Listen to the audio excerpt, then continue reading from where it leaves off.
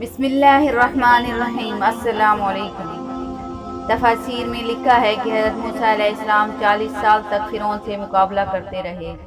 فرعون، جس کا نام مصعب بن ولید بن ریان تھا، جو کہ مصر کا بادشاہ تھا، وہ بہت ظالم و جابر حکمران تھا۔ غریبوں کا حق کھاتا تھا اور ان سے سخت محنت طلب کام لیتا تھا اور اجرت بہت کم دیتا تھا، اور جو اس کی غلامی قبول نہ کرتا اسے قتل کرا دیتا تھا۔ حضرت موسیٰ علیہ السلام 40 سال اس بات پر اس سے مقابلہ کرتے رہے کہ بنی اسرائیل کو اپنے وطن مالوف جانے دے، لیکن وہ نہ مانا اور ادھر ادھر کی ہیلا سازیاں کرتا رہا۔ مجبوراً حضرت موسیٰ علیہ السلام نے اپنے رب سے بد دعائیں کی، جس کی وجہ سے مختلف بلائیں ان پر آتی رہیں، جیسے کہ دریائے نیل کا چڑھ جانا، ٹڈیوں کا، مینڈکوں کا عذاب اور تمام پانی خون بن جانا۔ اسی طرح حضرت موسیٰ علیہ السلام کی بد دعا سے جب کوئی بلا نازل ہوتی تو وہ حضرت موسیٰ علیہ السلام کے پاس جا کر بہانے کرتے، ایمان لانے کا وعدہ کر کے وہ بلا اپنے اوپر سے دور کروا دیتے تھے، اور جب بلا ٹل جاتی تو منکر ہو جاتے تھے۔ اللہ تعالیٰ اپنی نشانیاں حضرت موسیٰ علیہ السلام کے ذریعے دکھاتا رہا۔ پورا مصر حضرت موسیٰ علیہ السلام کے معجزات دیکھ کر حیران ہوتا رہا، پھر بھی کفار حضرت موسیٰ علیہ السلام پر ایمان نہ لائے۔ آخر وہی نازل ہوئی، اے موسیٰ، بنی اسرائیل کو لے کر رات کے اندھیرے میں مصر سے نکل جاؤ اور اہل مصر کو تمہارے جانے کی خبر نہ ہو۔ دوسرے دن قوم بنی اسرائیل نے فرعون سے ضروری لوازمات جو ان کو درکار تھا عاریتاً مانگا۔ فرعون نے خوش ہو کر حکم دیا کہ تم کو جو چاہیے ہماری سرکاری خزانے سے بے تکلف لے لو۔ بنی اسرائیل کو جو کچھ مطلوب تھا وہ انہوں نے لے لیا۔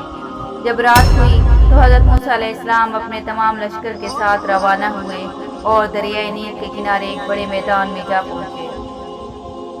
صبح جب فرعون کو خبر ہوئی کہ موسیٰ اور تمام بنی اسرائیل قوم تمام مال و متاع لے کر رات کو مصر سے نکل کر کہیں بھاگ گئے ہیں، تو فرعون نے اپنے لشکر سے کہا، تم جاؤ ان کا پیچھا کرو اور پکڑ کر سب کو مار دو۔ چنانچہ لشکر نے حضرت موسیٰ علیہ السلام کا پیچھا کیا اور دریائے نیل کے کنارے بڑے میدان میں بنی اسرائیل کو دیکھا، کیونکہ وہ لوگ 3 دن سے اسی میدان میں ٹھہرے ہوئے تھے۔ اور بنی اسرائیل نے جب فرعون کے لشکر کا دبدبا دیکھا تو خوف سے کہنے لگے کہ شاید اب ہم کو فرعون اور اس کی قوم پکڑ لے گی اور اتنے بڑے لشکر کا ہم مقابلہ نہ کر سکیں گے۔ موسیٰ علیہ السلام نے کہا، اے میرے ساتھیوں، کیوں گھبراتے ہو؟ میرے ساتھ میرا رب ہے اور وہی مجھ کو راہ بتلائے گا۔ فرعون سے ہم کو کچھ ڈر نہیں ہے۔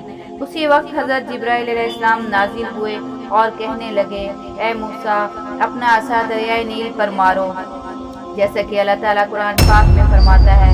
بس جب حکم بھیجا اللہ تعالیٰ نے موسیٰ علیہ السلام کو کہ اپنا عصا دریا پر مارو، بس پھٹ گیا دریا اور بن گیا اس میں راستہ، اور پار کر دیا ہم نے موسیٰ کو اور اس کی قوم کو اور دوسروں کو، یعنی فرعون کو اور اس کے لشکر کو غرق کر دیا۔ جب حضرت موسیٰ علیہ السلام نے دریا میں عصا مارا، پانی پھٹ گیا اور 12 راستے بن گئے، آدھا پانی اس طرف اور آدھا پانی اس طرف ہو گیا، اور پانی کے پہاڑ کھڑے ہو گئے، اور انہی 12 راستوں کے ذریعے بنی اسرائیل کے 12 قبیلے اتر کر پار ہو گئے، اور ان کے پیچھے فرعون کی قوم انہی راستوں کے ذریعے بنی اسرائیل کو پکڑنے کے لیے دوڑی۔ جب وہ دریائے نیل کے بیچوں بیچ پہنچی تو وہ راستے جو خدا کے حکم سے حضرت موسیٰ اور ان کی قوم کے لیے بنائے گئے تھے، وہ راستے اللہ کے حکم سے ختم کر دیے گئے، اور سب راستوں میں دریا کا پانی پھیل گیا اور فرعون اور اس کی قوم کو ڈبو دیا۔ ڈوبتے وقت فرعون کہنے لگا، میں ایمان لایا بنی اسرائیل کے خدا پر اور ایک رسول پر۔ اللہ تعالیٰ کے حکم سے جبرائیل علیہ السلام نے کہا، اب ایمان لاتا ہے، اور تحقیق تو نافرمانی کر چکا پہلے سے، اور تھا تو مفسدوں میں سے۔ حضرت جبرائیل علیہ السلام نے کہا، اے فرعون، تو ساری عمر اللہ کا مخالف رہا اور اب عذاب دیکھ کر ایمان لایا، اب کامل یقین کرتا ہے، تف ہے، اور ایک مشت خاک لے کر اس کے منہ پر ڈال دی، بس وہ بدبخت اپنے لشکر سمیت دریائے نیل میں ڈوب کر مرا۔ حضرت موسیٰ علیہ السلام نے اپنی قوم سے کہا کہ فرعون اپنے لشکر کے ساتھ دریائے نیل میں غرق ہو گیا۔ یہ سن کر بنی اسرائیل نے کہا، اے موسیٰ، جب تک ہم اس کی لاش کو اپنی آنکھوں سے نہ دیکھیں گے تب تک اس کے ڈوبنے پر ہمیں یقین نہ ہوگا۔ تب حضرت موسیٰ علیہ السلام نے اللہ سے دعا کی۔ اس دعا کی برکت سے موج دریا نے ان سب کی لاشوں کو پہاڑوں پر پھینک دیا۔